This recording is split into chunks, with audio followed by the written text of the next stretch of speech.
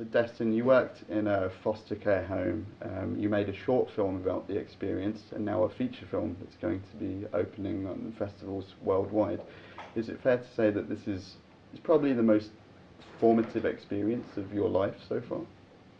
Yeah, I think that's fair.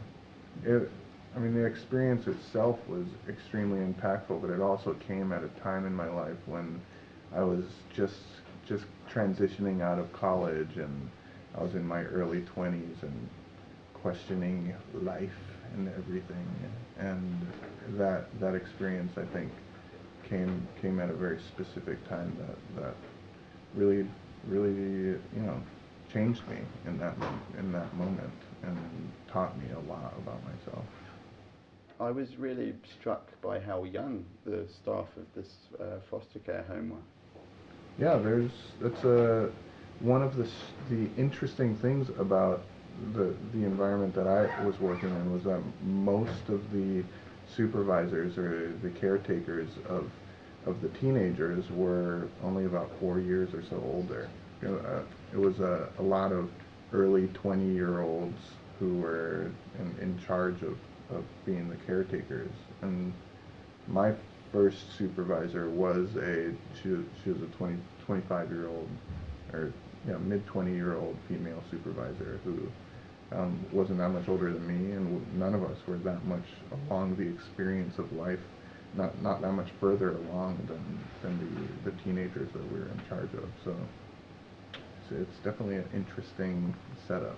Well, it's interesting that it's true to life, but it's almost it's a really convenient kind of narrative device because, of course, you've got these people who are barely out of their teens as parental figures, and that they kind of still need parenting themselves. Yeah, I know. Yeah, that's why the movie was made.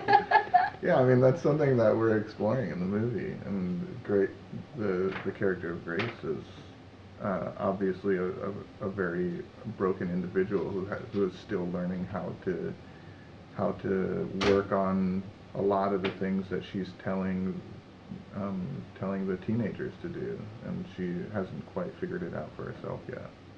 Was it always the intention to expand the short film, or was that simply based off the back of compliments you received and then an opportunity that came along off the feedback? Yeah, there was no intention to make a feature when I did the short. My brain couldn't even think beyond trying to finish the short. It was my thesis project, and I just wanted to graduate. But the response to the short was the initial inspiration and my first clue that this world, which is very specific, it's a very specific world that most people don't know about, but that was my first clue that the emotions and the characters and the themes that are wrapped up in this world were much more universal than I expected. And Brie, you've been acting most of your life, haven't you? But this is really the first lead role that you've had. What was that experience like? Well, I don't know. Good.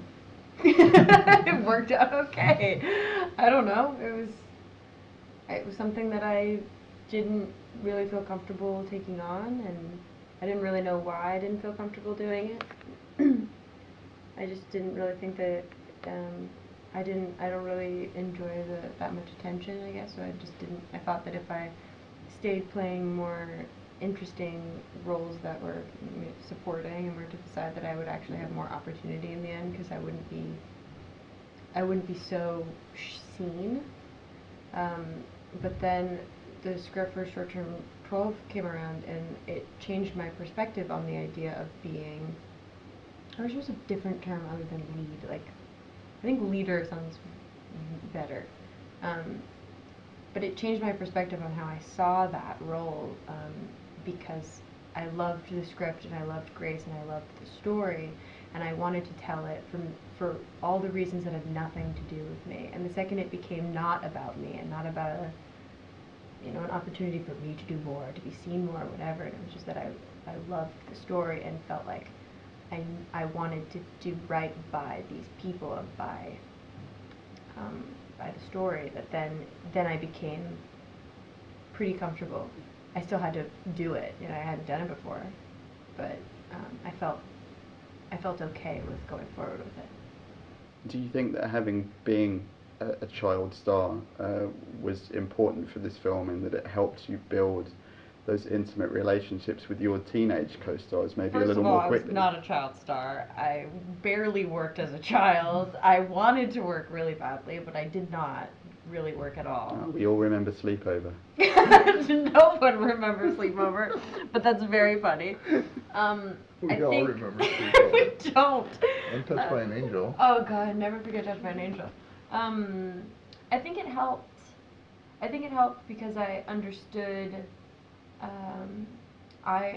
The kids that Destin hired for this movie were so talented and very serious about what they were doing. They weren't just a bunch of kids that were cute and their parents were like, you should get into acting. These were kids that really took this very seriously. They took their roles very seriously, and I very much identified with that, because when I was their age and younger, I wanted to be an actor, and I get very frustrated when I felt like I was being talked down to, or when people thought that my abilities were limited because I was 10 years old, and I'd go to commercial auditions at 8 years old, and I'd leave crying because they just asked me about what my hobbies were, and they didn't let me do my monologue, and it was really hard because I always wanted to play characters. I didn't want to be myself. The whole point was to not be myself. So I think because of that, I felt a kindred spirit with a lot of them, and I remembered every person that I watched from the sideline as a kid, every person that was older than me, that was, you know, the role model or was setting the tone. And I remember the times that I felt encouraged and I felt like I was acting with them, and I remember all the times that I felt like I was nobody. And so I wanted to show them and you know, give them as much information as I could without still telling them, oh, they got to go on their own path. But there were things that I learned that I kind of wanted them to have at least a little bit of an understanding of, at least see it and think about it. And what about preparation for the role? Did you visit any foster homes?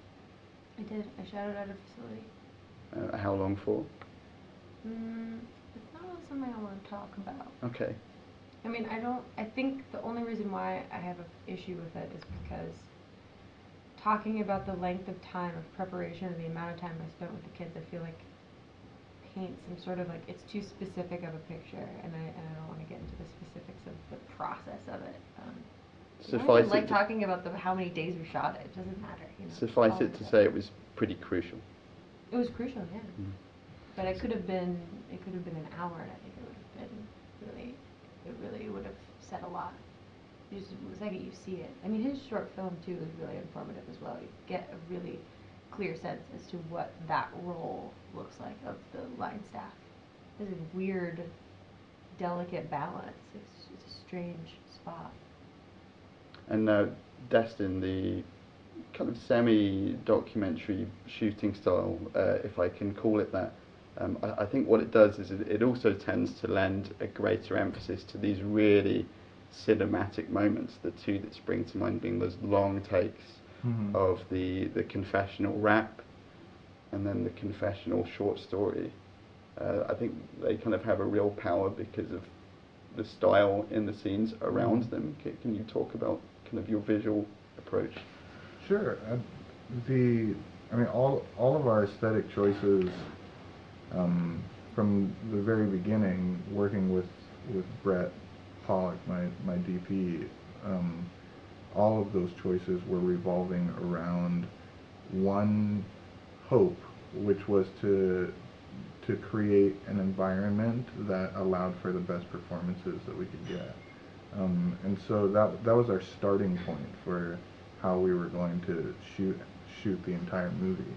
And the way that we were going to do that was by, one, trying to come up with a style that would be the quickest way to get set up, which means that we can shoot, that most of our time will be spent with actors in front of the camera and we'll be shooting quicker.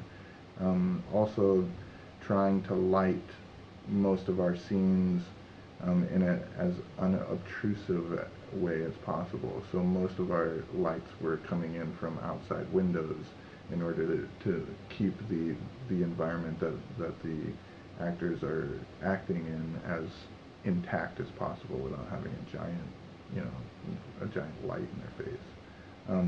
And then we shot the entire movie handheld, which was another way to allow for our actors to just trust their own instincts, and if they felt like doing something, if they felt like moving somewhere, we weren't going to miss it because the camera was stuck on sticks. And I think for those particular scenes that you're talking about, the one beautiful byproduct of having the camera actually attached to a human being is that Brett then becomes one of the performers in every scene. And the scene where Marcus is doing a rap, and it's a very intimate scene, and it's very simple. It takes place between two people in a bedroom, but Brett's instinct at that point was to do these very subtle camera moves that he wouldn't have been able to even have that choice if the camera was locked down on a machine. So those little moments are things that I find really beautiful. There's the old adage, isn't there, that goes that making any film is kind of like starting over with a new family, or at least you come away with one at the end. But does that hold especially true of this experience, given your work with the kids? And Yeah. maybe you can talk about that atmosphere on the set. Sure. Oh, I mean, we were a team, and we all wanted to be there. I think another interesting aspect of it, I guess, is that I've worked worked from time to time. I've been doing this for my whole life, I guess, and for a lot of the time, even for crew members, it's a job. They move on. They're not necessarily, the guy who's lighting the room is not necessarily reading the script and going, but is this the scene that I really want to light? It's just, they have their team of people and they move from place to place, and it's a paycheck, and it was a really wonderful experience to pretty much just have the paycheck cut out of it, and everybody that was there because they loved the story and wanted to be there, and everybody put in as much as they could and fought really hard for it, and it created an environment of just love, and I felt surrounded by people that were all doing it for the right reason and wanted to support each other. You realize how much of it's a team environment, and it's not just, I don't know, I feel like you watch the movie and you think like, oh, these performances, but the performances can't exist without any of the other aspects of it. We didn't have a light, then you couldn't see it. If we didn't have a camera, then what's the point? I can do the most incredible scene, but it doesn't matter. And if I didn't have the environment that was there, which I felt respected and loved and appreciated, and when that all comes into it, you do the best job you can. And if I am paying attention to everyone else around me, then those people can feel loved and appreciated and supported. Everybody, I felt like, was at kind of the best of their ability because of that. And it's strangely very rare that happens. I think everybody, I'm used to a set where all the forces are fighting against each other.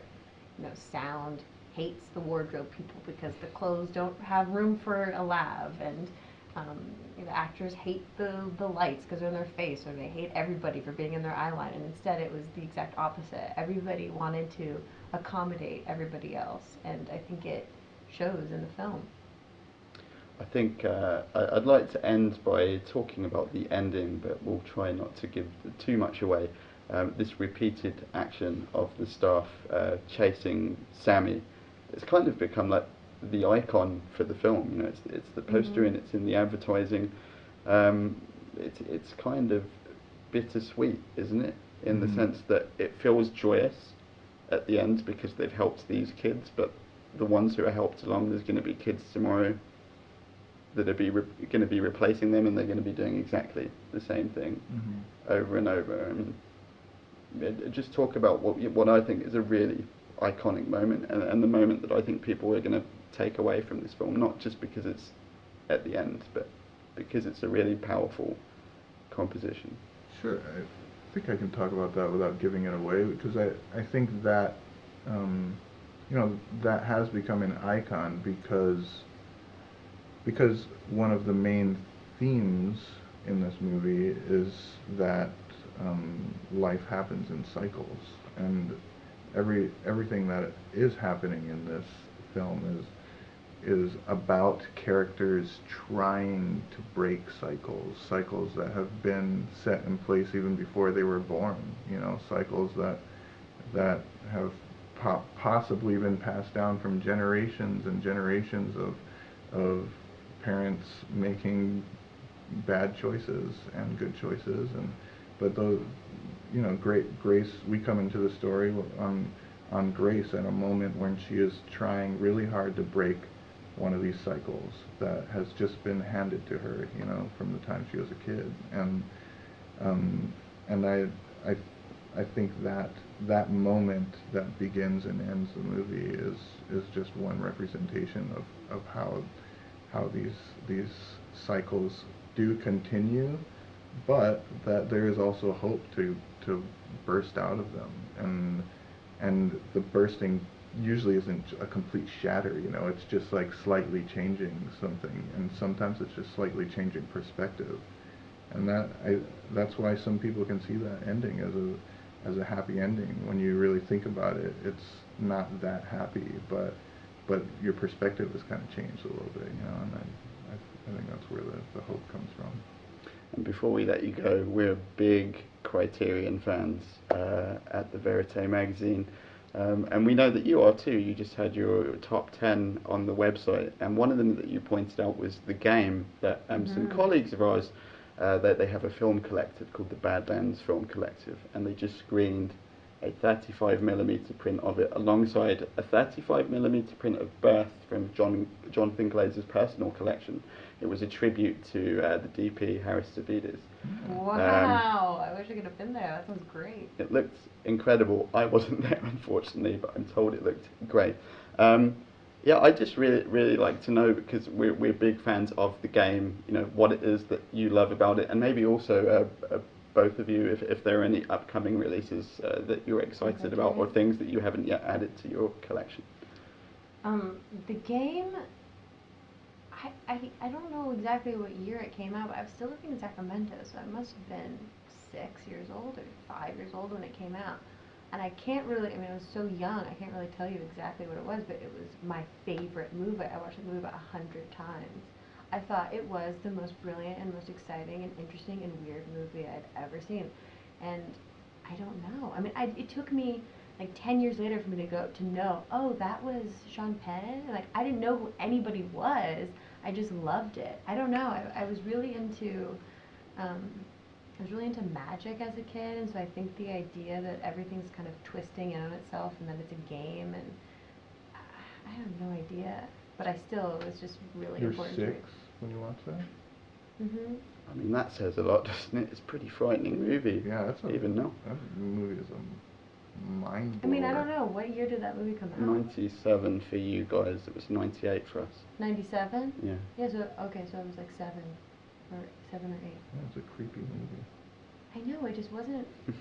I was such a sponge as a kid that my mom was kind of just, I don't know how, probably my dad probably was watching it, let me watch it, and later my mom was like, why did you let her do that? And I was like, I loved it. But I feel like I was, at that time, just taking in so much information, like, quicker than my mother knew what to do, and so it was like, I'd get burned through. I burned through Sesame Street. I burned through Mr. Rogers. I burned through the stuff, and I was like, oh, we've got this one, dusty Gone with the Wind tape. Go sit down with that. And I'd be like, oh, and the next thing I know, I'm like running around, I was going, Ashley, I can't stop. I watched that movie so many times too.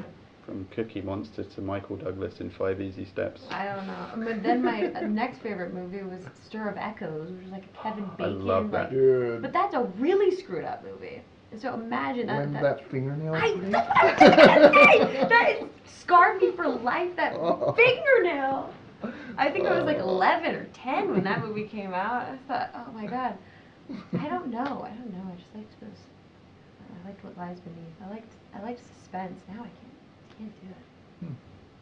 So any criterions that you're looking to add or see, or ones you're looking forward to? I just went through all of the Antonioni films in order, which was awesome. That's the most recent stuff. And then Seventh Seal, I just kind of got into. And I've been watching. That was your first time seeing it. Yeah. How was that? Awesome. Well, really awesome. I'm glad I watched it now with, been really interested in symbolism, and I've been learning how to play chess, and so all of it kind of, I felt like I was really enriched by the experience rather than just kind of seeing it as some sort of bizarre thing. When I did that list, Criterion was nice enough to send me a box of stuff. So I've been slowly making my way through it. It was incredible. I couldn't believe it. I was so blown away. So they gave me, what's Christopher Nolan's first film? The Following. The Followings. They gave me that, and like a few of the some directors that I admire their first films. So I'm excited to kind of go through that. But I have this problem of do it with actors and I do it with directors where I'll just find I got really interested in Annette Bening recently. I just started watching everything from beginning to end because I'm just fascinated within my own career of trying to understand how you navigate the amount of time that you can have in this career of doing different things and the way that you grow with it and how your mind changes and what that means for the artist, or just when the artist becomes observed, what that does.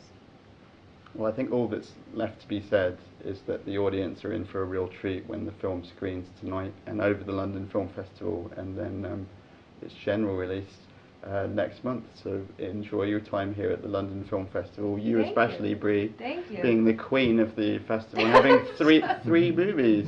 It's you and Mia Wasikowska going at it. I know, she's in a lot. But she didn't come. So she's Oh, obviously well, filming. her movies look good. So it's all you. It's all you. No. I share it with her. All right. Thanks for talking to us, guys. Thank you.